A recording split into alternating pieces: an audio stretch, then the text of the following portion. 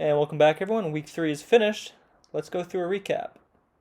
In our first matchup, we had the 2-0 Iowa Chubb taking on the 0-2 Gronky Kong. For Iowa Chubb, Russell Wilson had an amazing game, 315 passing yards with 5 touchdowns, and that really was the difference maker in this one. As you look, all the other players for Iowa Chubb did pretty much what their projections expected them to do. Nothing really fancy out of the rest of them, but yeah, to have your quarterback put up 49.5 points pretty much guarantees you a win no matter what the rest of your team does. On the other side of things, for Team Gronky Kong, Ben Roethlisberger with a solid game through 2 touchdowns, but the running backs continue to be a big issue for this team.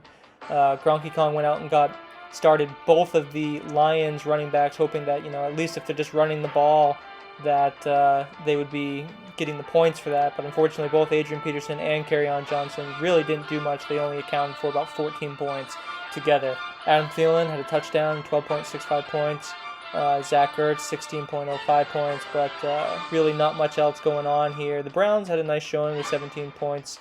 Their defense against Washington, they had 3 picks and a couple fumbles as well.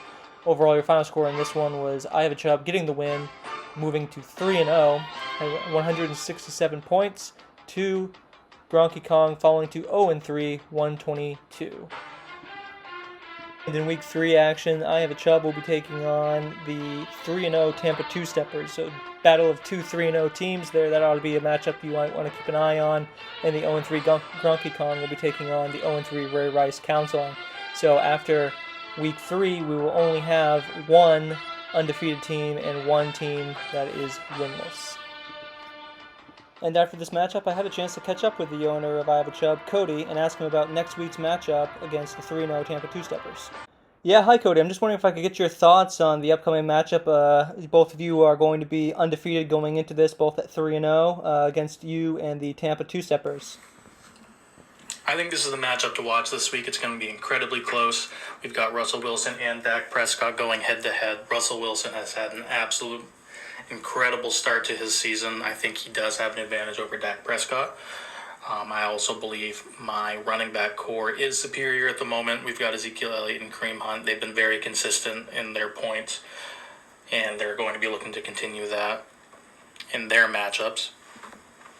That being said, the Two-Steppers have an incredible wide receiver core compared to mine. They're much more consistent. They make bigger plays. I think it will be more or less who wants it more. I do think that we'll be seeing this matchup again in the playoff finals, but it's a little too soon to tell.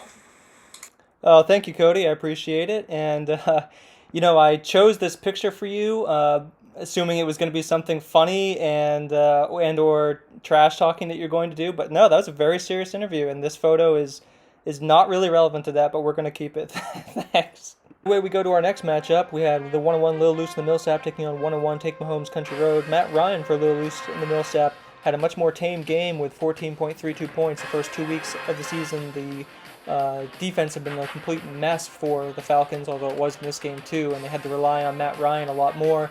However, this time just 1 touchdown and 200 yards. But Alvin Kamara had a really nice game. The Saints are lacking Michael Thomas in the passing game, so they relied on Kamara a lot more. He had a dozen catches for over 100 yards. Also had 60 yards on the ground. Got him 47.55 points. Nice showing for Kamara. Looked like Frank Gore was going to be a nice pickup, but unfortunately the Jets fell behind very early in that game against the Colts, and they had to focus more on the passing game as the game developed. And you look at the Buccaneers defense with 25 points, and you might think, wow, he really must have done a number on the matchup with defenses here against Take Mahomes Country Road. But we'll have to take a look at that. On the other side of things, speaking of, Take Mahomes Country Road had Patrick Mahomes, who had 5 touchdowns, 51.1 points. That was 4 touchdowns through the air and 1 on the ground. The majority of that, all 4 of them coming in the first half. Running backs were held in check, of course. They were both under 10 points each. But it doesn't really matter because Tyler Lockett, in addition to Patrick Mahomes having a big game, Tyler Lockett also had a big game in his receiving game. Had 3 receiving touchdowns, 39.35 points. Was unstoppable on Sunday. And speaking of the defenses, we saw that the Buccaneers got 25 points for Lil Loose in the Millsap, while the Colts went out and got 33 points for Take Mahomes Country Road, the highest defensive total on the year so far, as the Colts easily took care of the Jets 36-7 in their game. Final score in this one was Take Mahomes Country Road getting the victory with 215.9 points, moving on to 2-1, and Lil Loose in the Millsap finishing with 164.97, falling to 1-2. And speaking of the 215 points scored by Take Mahomes Country Road, that was the highest points total in Week 3. In Week 4 action, the 2-1 Take Mahomes Country Road will be taking on the 2-1 Team Lawrence. That should be a nice matchup. And the 1-2 Lil Loose in the Millsap will be taking on the 1-2 Same Darnold Jets. And in our next matchup, we had the 1-1 Show Me Your TDs taking on the 0-2 Auto Draft and Not Playing Greg's Lobos. So surely Show Me Your TDs was able to get a win here. Oh, wait. Okay, well, let's talk about this. For Show Me Your TDs, Gardner Minshew had a really quiet game, only 11.2 points, did not have a touchdown. Chris Carson was injured during the game. I don't know if anyone saw that injury, but it looked like the defensive player, after tackling him, twisted his leg, and he was taken out of the game. May actually miss some time with that. Robert Woods was the top points getter on the team for this week, had 24.55 points at the wide receiver position, but nothing going on for Deontay Johnson at the second wide receiver position, and Dallas Goedert, who is the number 2 tight end in Philadelphia, with only 1.55. DK Metcalf did have a nice game, although he missed out on a touchdown. I don't know if anyone saw that. If you were watching that Seattle game, he was about to score a long touchdown, but had slown up right before the end zone, and somebody slapped the ball out of his hand, and it did not end up going in for the touchdown. But I don't believe that would have ended up making a difference in this one, the 7 points he would have gotten for that. Giants defense gave up 36 points to San Francisco, who was without their starting quarterback and without their starting running back, a really banged up team, and they still put up 36 points. That gave him -4 points. Greg's Lobos. Now let's talk about this. Derrick Henry got him 26.4 points, had 119 rushing yards on the game, and what was a really nice game between Minnesota and Tennessee. And Allen Robinson had over 100 receiving yards and a touchdown. And besides that, not a whole lot going on for this team. George Kittle is out. He got him 0 points. But Shaquille Barrett for Tampa Bay had a nice game, got him 17 points. Your final score in this one, guys, Greg's Lobos gets the victory, moves up to 1-2 with 140.31. Show Me Your TDs falls to 1-2 after this horrific loss with 108 points. It had to happen at some point. Will Ben be able to recover after such a suffocating loss in Week 3? Team Show Me Your TDs will be taking on the 2-1 Madden 1993 edition, and 1-2 Greg's Lobos will be taking on 1-2 Go Fisk Yourself in Week 4 action. And in our next matchup, we had 1-1 Adrian's Daycare taking on the 2-0 LC Altair. For Adrian's Daycare, he elected to start Justin Herbert at the quarterback position over Jared Goff because Jared Goff was going against that tough Bills defense. We weren't sure how that was going to work out. As it turns out, Jared Goff would have been the right call, but I do like the bold move there with going with Justin Herbert at the quarterback position, and this didn't end up costing him by any means. Austin Eckler had a really nice game for him at the running back position, 59 rushing yards and a touchdown on the ground, and 11 receptions for 84 yards. J.K. Dobbins was very quiet in his game against Kansas City. Keenan Allen, though, really looks like he's connecting well with Justin Herbert, much like he did with Philip Rivers for so many years, so that's good to see. On the other side of things, at LCL Tear, Kyler Murray put up 25 points. Could have been a lot more, but he threw 3 picks in his game. Joe Mixon was quiet. DeAndre Swift, quiet. His running back positions seem to be tough for a lot of people now that teams are going running back by committee. But DeAndre Hopkins had a massive game with over 100 receiving yards again with 28.9 points. But besides that, not a whole lot going on for this team. Your final score in this one, Adrian's Daycare with the win, moving to 2-1 with 166 points. Adelci Altair falls to 2-1 with 119 points. And in Week 4 action, Adrian's Daycare 2-1 will be taking on the 2-1 Vic's Dog Sitting Service. That should be a good matchup as I try to get my revenge for Adrian Daycare drafting Devin Singletary from me. And the 2-1 at LCL Terror will be taking on the 1-2 Sweetheart of the League, Making Sundays Great Again. Moving right along here, we have the 2-0 Tampa Two Steppers taking on the 0-2 Ray Rice Counseling. For the Tampa Two Steppers, Dak Prescott again throws for 450 plus yards, a couple touchdowns along the way, 3 touchdowns for him on the day. Josh Jacobs and Miles Sanders had kind of a quiet game, although Miles Sanders got a little bit of extra points in there in what was an overtime game that ended in a tie. Calvin Ridley continues to put up great numbers, over 100 receiving yards for him and over 100 receiving yards for Michael Gallup. That receiving core that Cody mentioned is elite for this team. James Robinson also had a nice game for the Jaguars with 34 points. He had 2 touchdowns on the ground as well as quite a few receiving yards. For Ray Rice Counseling, Tom Brady threw for 300 yards and 3 touchdowns. Good to see him back making big plays and having good games. Jerick McKinnon filling in for the injured Raheem Mostert had 18.5 points. And Tyreek Hill made a really nice receiving touchdown in that game against Baltimore on Monday night. However, the rest of the team really didn't do a whole lot, and that ended up costing him in the end. The Tampa Two Steppers move on to 3-0 undefeated with a score of 172. Ray Rice Counseling falls to 0-3 at 138.93. Week 4, the 3-0 Tampa Two Steppers will be taking on those 3-0 I Have a Chubb. That's going to be a good game. We'll have to keep an eye on that. And the 0-3 Ray Rice Counseling will be taking on the 0-3 Gronky Kong. Can Ray Rice Counseling make the adjustments necessary to stay competitive and try to turn things around this year? And for the 3-0 Tampa Two Steppers, there's certainly nothing pesky about them now. They are a well-established team and the team to beat out there.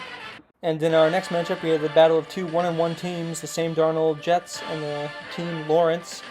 For the Sam Darnold Jets, Matthew Stafford had 270 yards passing and 2 touchdowns, and Nick Chubb ran for over 100 yards.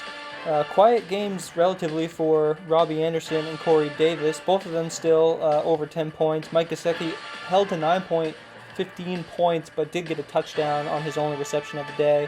And Kenny Golladay back in action had a touchdown, 18.3 points. Unfortunately, the Bills' defense did give up 32 points and only ended up finishing with 1.5 fantasy points. And maybe that was the difference in this one. Who knows? This was a very close matchup. On the other side of things, Team Lawrence had Joe Burrow as his quarterback that we had kind of questioned, was that a good idea at the beginning of the year? He really seems to be catching fire in the last couple of weeks. Joe Burrow had 312 passing yards and 2 touchdowns. Dalvin Cook had over 180 rushing yards on the day. The two of them scored for over 25 points each. David Johnson, relatively quiet game, 13.2 points. Terry McLaughlin is the number 1 receiver in Washington, got him 17.5 points. But the big point getter this week for Team Lawrence is Justin Jefferson, somebody that not a lot of people knew about, was only projected to get 7.5 points, ended up getting 42 points this week. That was 175 receiving yards and a touchdown on 7 grabs on the day. So a big game for Justin Jefferson, and really that was the difference in this one. The only thing that could have been done by the Sam Darnold Jets was taking out the best wide receiver in the league, Robbie Anderson, and replacing him with Tyler Boyd, who ended up getting 26.5 points. That was really about the only move that he could have made that would have gotten him the win. This was a close matchup. Your final score, Team Lawrence getting the win, 174.38, moving up to 2-1, and the Sam Darnold Jets, 165.5, falling to 1-2. I have heard some complaints from the manager of the Sam Darnold Jets, who is requesting a division change. I tried to explain to him that it doesn't matter about divisions because there are different teams drafted each year. He doesn't see it that way, so maybe he has a point with the amount of points that are being put up against him. We'll have to maybe hold that up to a vote in the offseason. For the 1-2 Sam Darnold Jets, we're taking on the 1-2 Lil Loose and the Millsap, and the 2-1 Team Lawrence will be taking on a 2-1 Take Mahomes team. That will be a battle of former co-workers. And to our next matchup, we had the 101 Madden 1993 edition taking on the 101 Team Go Fisk Yourself. For Madden 1993 edition, Deshaun Watson had a pretty good game, had 273 passing yards and 2 touchdowns, did throw a pick. Not much on the ground for him, only 5 rushing yards, but James Conner on the ground at his running back position had over 100 yards and a touchdown. Both of them, both combined for over 20 points.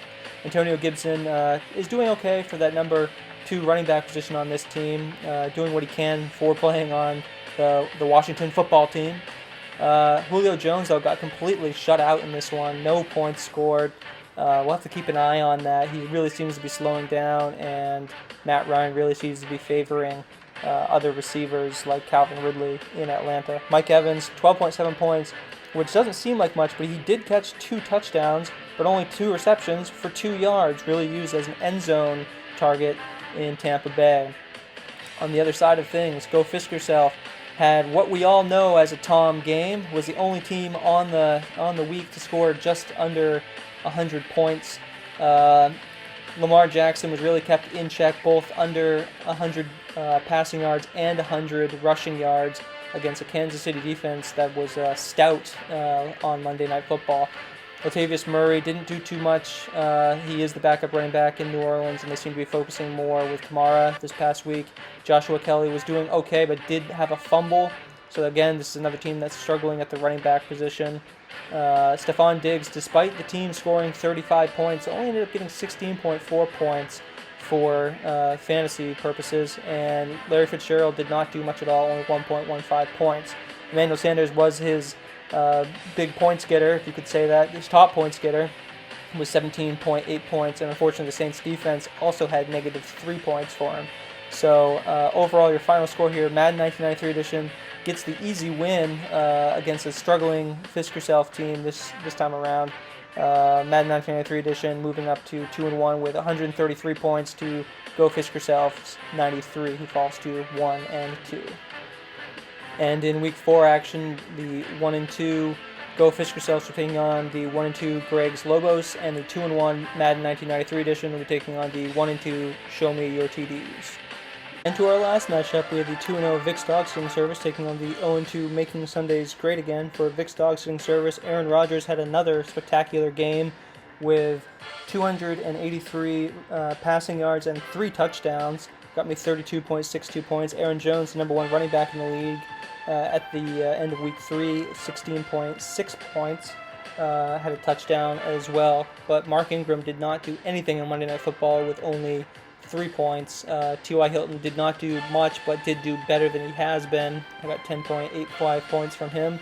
And Deshaun Jackson did absolutely nothing with only 3.5 points, and he is injured. Travis Kelce had a nice game with quite a few receptions, 18.3 points. And Alan Lazard was my big points getter this week. He got me 35.9 points. He had over almost 150 receiving yards and a touchdown.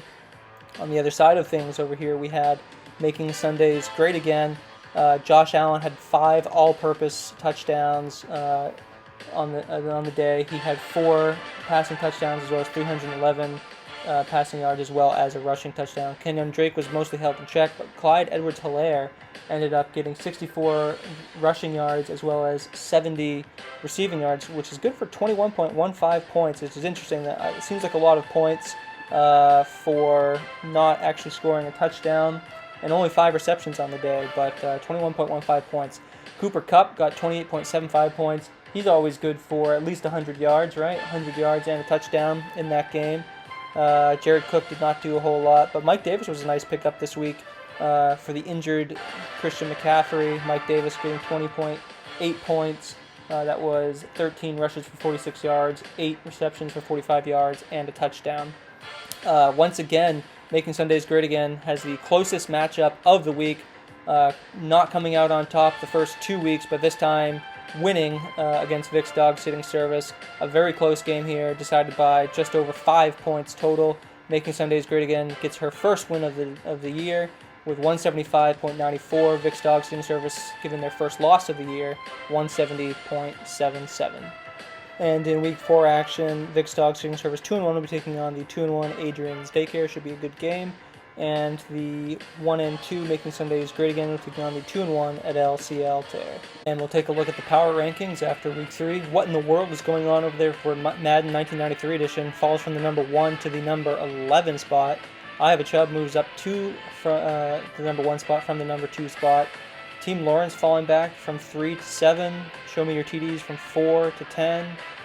Some teams that are moving up in the world. Adrian's Daycare, which was originally slated to be last place, moved up to number 3.